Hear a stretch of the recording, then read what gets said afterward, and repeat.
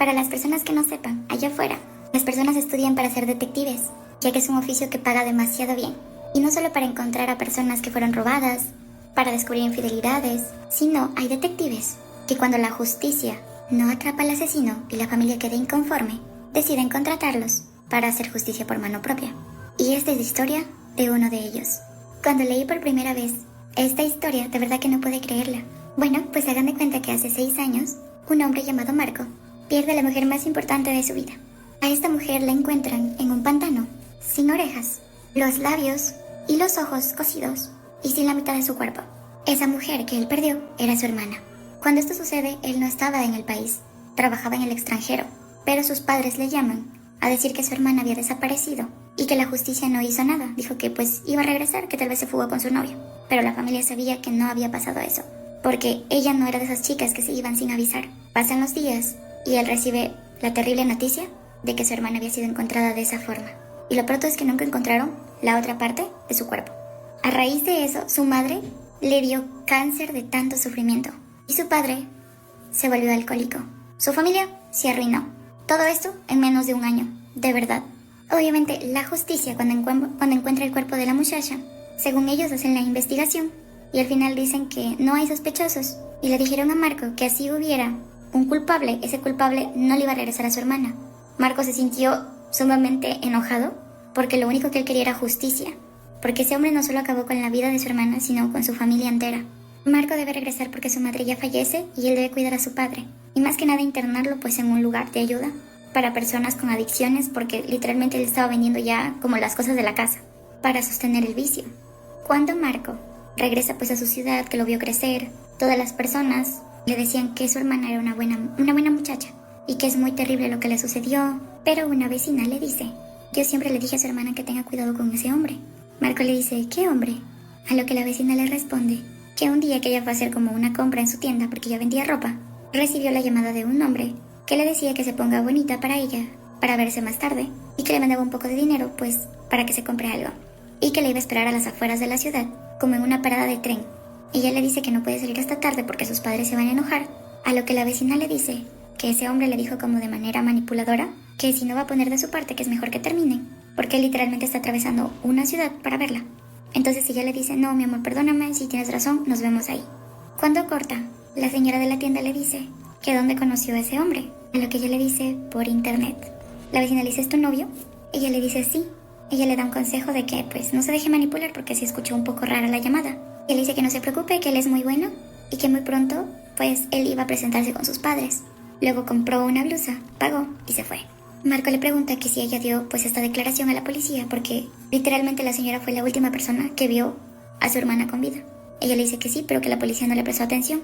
La señora de la tienda le dice que ella está muy segura que ese supuesto novio fue quien le hizo eso. Así que Marco vuelve a su casa, entra al cuarto de su hermana, que los papás lo tenían como un relicario. Nadie entraba, nadie salía, porque ellos esperaban que algún día ella regresara. Pero como eso nunca pasó, decidieron cerrarlo por completo. Marco decide hablar con uno de sus amigos y él le pasa el contacto de un detective y le dice que él es muy conocido y muy bueno en lo que hace. Así que Marco se pone en contacto con el detective y deciden reunirse. Cuando el detective llega, Marco se presenta y le explica todo lo que sucedió. El detective le hace una pregunta: ¿quieres atraparlo para entregarlo a la policía o para hacer justicia tú mismo? Porque sí, muchas de las personas que se dedican a ser investigadores saben que muchas de las ocasiones las familias o las personas acuden a ellos porque la policía o el Estado o el gobierno nunca hicieron nada y dejaron ir a esas personas libres. Y yo sé que para muchas personas esto va a sonar como venganza, pero yo les pregunto algo: ¿qué pasaría si ustedes un día vuelven a casa y el puesto donde su hermana se sentaba ya no está? Y saben que su muerte no fue fácil ni sencilla. Ella sufrió antes de irse. Una persona con la que creciste.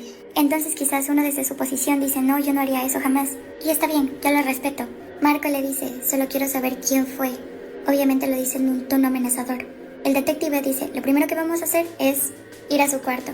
Si quieres que la encuentre, tengo que literalmente sacar todas las cosas de tu hermana. Tengo que revisar su computadora. Si es que en la morgue te regresaron su celular, si es que encontraron algún dispositivo. Él le dice que no, que la computadora pues la tiene, pero que tiene una contraseña y él no lo sabe. Y el detective dice que para él es sencillo, porque tiene compañeros que hacen directamente eso. Y que si ella tenía pues un romance con un hombre, lo iban a saber. porque usualmente las jovencitas y sobre todo las mujeres tienen fotografías de recuerdos de sus novios. Cuando empieza a revisar su cuarto, dice que a las 2 horas sale y le dice a Marco que encontró 2 cosas muy importantes. Uno, en su cajón donde guardaba su ropa interior y algunas de sus medias, encontró unos recibos de pastillas que ella tomaba, se llamaban quetiapina.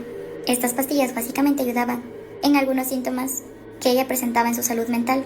No les puedo decir muy bien aquí lo que es porque TikTok nos puede bajar el video. A partir de esas pistas pequeñitas ellos empiezan a hablar para saber qué sucede en su cabeza. Luego le pregunta a Marco que si la mujer que le dijo esa historia, él la conocía. Él le dice que no, que es una simple vecina que le dio esa información. Y el detective dice que ya tiene una segunda pista. Y la última pista, aunque suene muy horrible, era regresar al lugar donde encontraron los restos de la hermana. Porque ahí es el punto de recrear los hechos y de cómo llegó el cuerpo de su hermana hasta ese lugar. Y si llegó viva, o ahí fue donde solo fueron a dejar sus restos.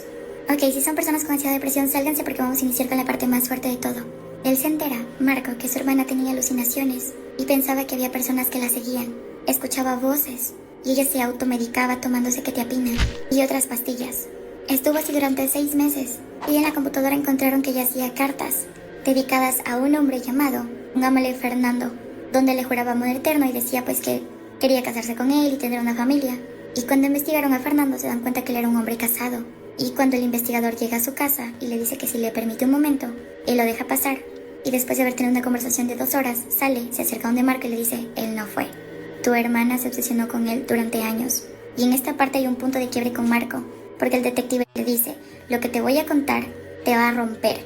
Porque a veces nosotros no conocemos a nuestros familiares ni cómo están luchando por dentro con ellos mismos, o a veces teniendo fantasías, porque tu hermana no es la niña que tú pensabas ni que tus padres pensaban que era inofensiva.